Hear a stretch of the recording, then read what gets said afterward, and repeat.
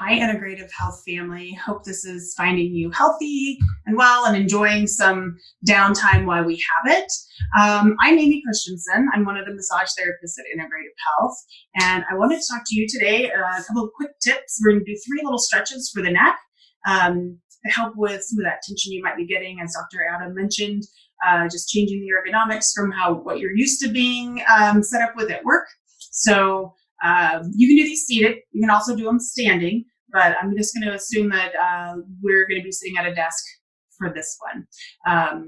Take one hand, tuck it around to that opposite side. You can sit on that hand. You can tuck it in your pocket. You can also just reach underneath your chair. The idea is to extend that shoulder down so that it's relaxed and you're not forcing it down. Then you're going to take that ear and drop it towards the opposite shoulder. Make sure that you're not already rotating. You just literally want to take that ear towards the shoulder. So try not to rotate the head. You put your hand on your head. It's just the weight of your hand. You're not pulling or tugging.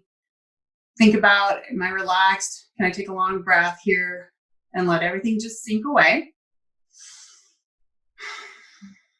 Wiggle the shoulder, wiggle the neck, ease out of that.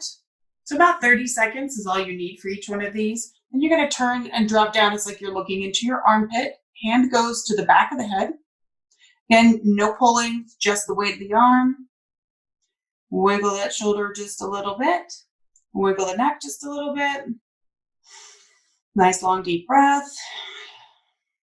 Ease out of that. You might feel a little stiff, kind of like maybe even a little kink in there. So just a little soft wiggle helps with that.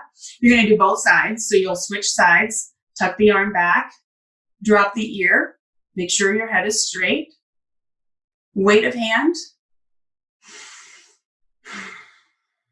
Wiggle the head, wiggle the shoulder. See where you need to let that stretch happen a little bit more. Ease out of that. Armpit, hand to the back of the head.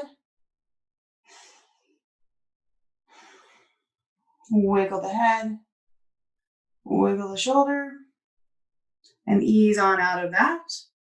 So do that on both sides. I usually recommend 3 times, 30-second holds, make them gentle. And then your last thing that I recommend that you do is more of a range of motion, more than a stretch. And it's called a figure 8 or the infinity neck circles. So you just want to imagine above your head that you have the infinity sign or a figure 8.